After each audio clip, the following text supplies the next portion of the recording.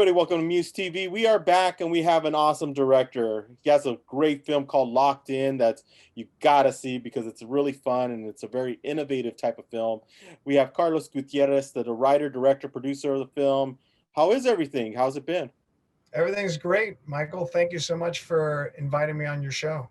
Oh, hey, we love having Latino talent, especially directors who are doing something creative and different. And Locked In is definitely that. Where did the story come from and how did the idea come about?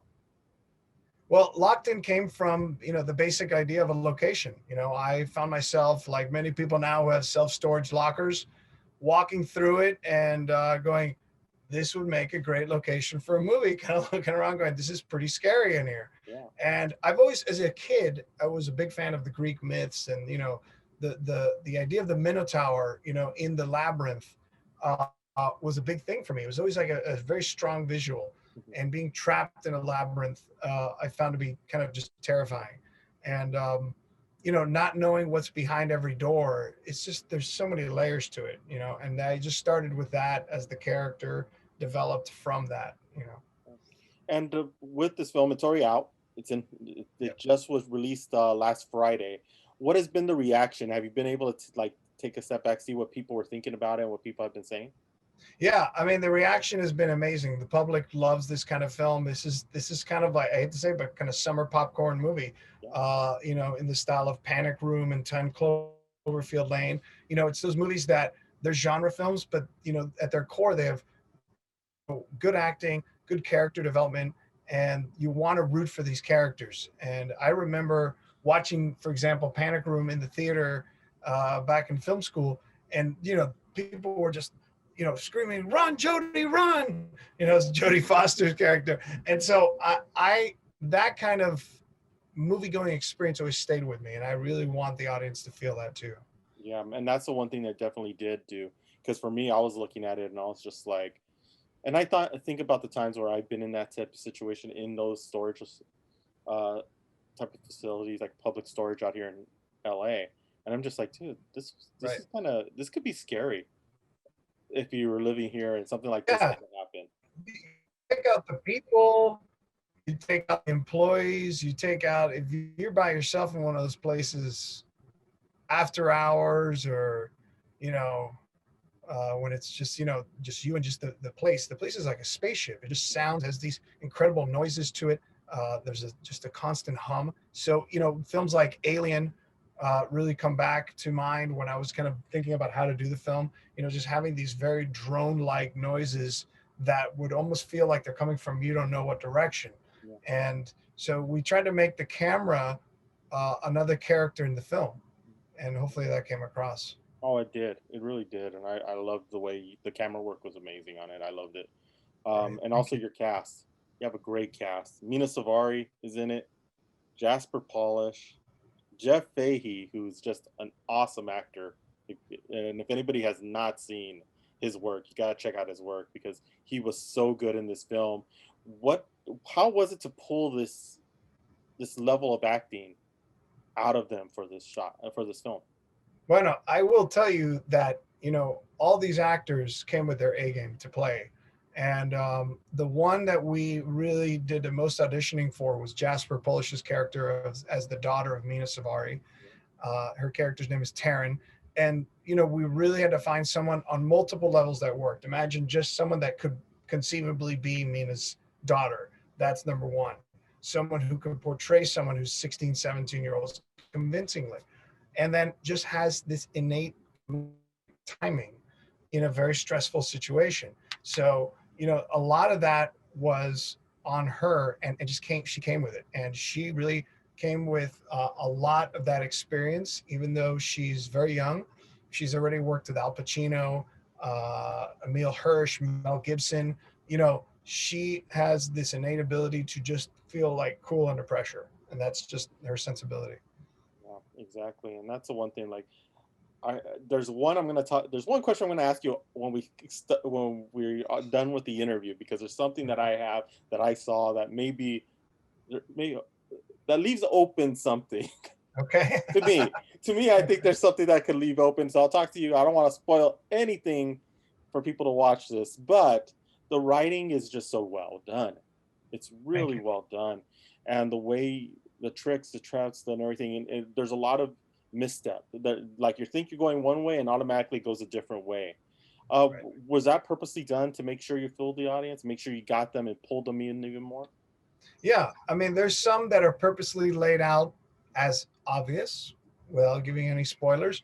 Some people have thought, well, as they watched it, they told me later, "Oh, I knew that this guy was up to this," and I said to them, "Yeah, that's on purpose. It's meant to derail you from keeping your eye on the main thing." And so it's really, Mina's ability to sell herself and her character and how that character endears herself to the audience with her daughter, and they're a team. You have to vie for the team. You want to believe them, but not to absolutely think of the bad guys as bad guys. They all have their motivations, they all have their character traits, they all have their idiosyncrasies, and that was a big part. And I was very blessed to get a cast this talented. Yeah, yeah. And one thing that you're lucky with everything that has gone on over the past years that you're able to release this film in a select amount of theaters that are open right now. Yeah. How does it feel like you've been able to like get this movie into the theaters instead of having, and also in other aspects, whereas many were not able to do that. A lot of them had to go to VOD or to other types of formats, but you were able to get into a theater, and this is definitely a theater movie. How does it feel to be able to have that ability and come out at the right time? Thank you for that. I mean, look, Locked In is, like I said, for me, it's eating your popcorn in the dark and being somewhat terrified, hopefully in the right moments, and laughing at the other moments. And I can't thank Saban Films and Paramount Pictures enough for this opportunity to get it out to everyone that's possible. And I think VOD is becoming a very normal situation for distribution and a normal avenue. However, being a film person, someone who grew up with the projector going on behind my head with Mhm. that noise, Yeah, I still long for those days, and I hope that they come back sooner than later. yeah.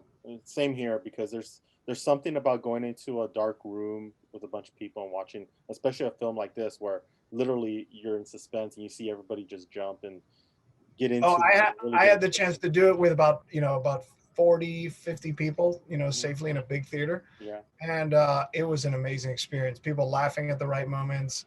You could feel like the pin drop kind of Mhm. sensation that, like, people were just like, "Oh my God, what's about to happen?" Uh, Um, and there's these moments of respite where they're just kind of sitting and talking for a moment. So the audience has a moment to breathe and process what just happened. And I think that's really important, because there's some films, how it is. It's like some of these films you see, and it just never stops. And you're like, my God, can you just put it into second gear for like 1 minute so I can like get my bearings? mhm. Because I think those are the moments you take advantage. You show character, Yeah. and the character of each of them has, like I said, their own different personality. Yeah. And that's the one thing I really, that's this film is definitely something that I enjoyed and I enjoyed watching. I wish I was able to see it in a theater, because I think it would Mhm. have been a different experience. Because if I liked it in on my TV, which is, I have a nice setup, but I can only imagine what it would have been like in a theater. The one question I Yeah, do just have, having the surround sound, the bullets, things like that. That just, when the violence hits, you really feel it in the theater, and that was really part of the goal when we did the mix as well. yeah, exactly. And one thing I did want to ask you is that there's a lot of changes going along around in Hollywood. I'm a Latino, you're a Latino. And what do you feel about Latinos in film, and how has it been? And do you think there is a change coming along, or is it something slow, or is it something that we're starting to see some movement and some traction, and we're going to see more Latino directors, Latino actors, Latino films that really feature people that, like me, I mean, growing up, I didn't see that many Latino directors and Right. actors. I mean, I grew up seeing reruns of Fantasy Island, seeing Ricardo Montalban, or reruns of Desi Arnaz, and seeing what he did in Right. his career. What are your thoughts on that and the growth of Latinos in film? Well, I have very specific viewpoints on it. I mean, for me, the lack of Latino stories has also been triggered by the fact that there's not a lot of people of color in general in the executive, studio executive, network executive roles. And I think that has been the problem. I think it's less that there have been Latino filmmakers available, because we all know they've been available and they've been working diligently. Robert Rodriguez, Edward James Olmos, the list goes on and on. The three amigos, Del Toro, Cuarón, and Iñárritu, but they've had to push the gates open for all of us. And a lot of them have had to do it with genre films. For the most part, almost all of them have had to use the genre Trojan horse to tell a Latino story with Latino actors. And that's the goal I kind of subscribe to a little bit. Also, one for me, one for them. Yeah. So the strategy there is what I think Steven Soderbergh said it. He would do something like Ocean's 11, and then he'd make a very personal, small film for himself. And so that for me is where I see my career going, and where I think a lot of Latinos should also look. There's Latino stories we want to tell, but you still have to tell them in a compelling way that is universally applicable to all audiences who want to watch it. So I think the more Latino executives, the more Latino network executives that also get put in place, I can say, yes, that is a valid story because Latino should be cast Latino and directed by a Latino. I think that's just a positive. I don't see any negative happening from this. Yeah, exactly. And I see you as one of those directors that we're going to be seeing in the future. This was a great, thank you. You've done some great work, and I want to see you a part of that growth in Latino film and in Latino directors, because we need that. We need to see ourselves on the screen. Is there anything that you're working on? You're working on your next project right now? Yeah, I have a film right now that I'm set to direct called Stay Safe. It's a script from a pair of writers that was brought to me, and I just kind of fell in love with the story. And it's a horror thriller a la Rosemary's Baby, but more a modern take on it. Very intimate, but also very visual. So, similar in that way to Locked In. It's not a straight up genre thriller. It is a more kind of compelling three-way there's this very interesting relationship drama going on between a married couple and another woman who comes into their life. So I find those stories really fascinating because it starts with, a perfectly normal situation, and then chaos is thrown into it, and how that couple has to deal with it. Again, within the horror thriller world. Awesome. Well, we got Latino cast, so we're hoping that it becomes almost all Latino. Awesome. Well, we'll definitely look out for that. But for right now, Locked In is available now. You can see it at theaters. You can see it wherever you can. We'll put links on the bottom in the description so you could check it out. Carlos, thank you so much for being a part of this and being a part of MUSE TV. Thank you. How could anybody find you if they want to follow you and follow your work? Oh, really easy. You can just go to carlosgutierrez.tv, and you can just see a lot of my work, some of my work from commercials and short films when I was at NYU, and you can check out some of my bio there too. Great. Well, hey, and of course IMDb. Oh, of course. That's always a place you got to go. But hey, thank you so much, Carlos, for being a part of this. Really appreciate it. Thanks, Michael. Appreciate it.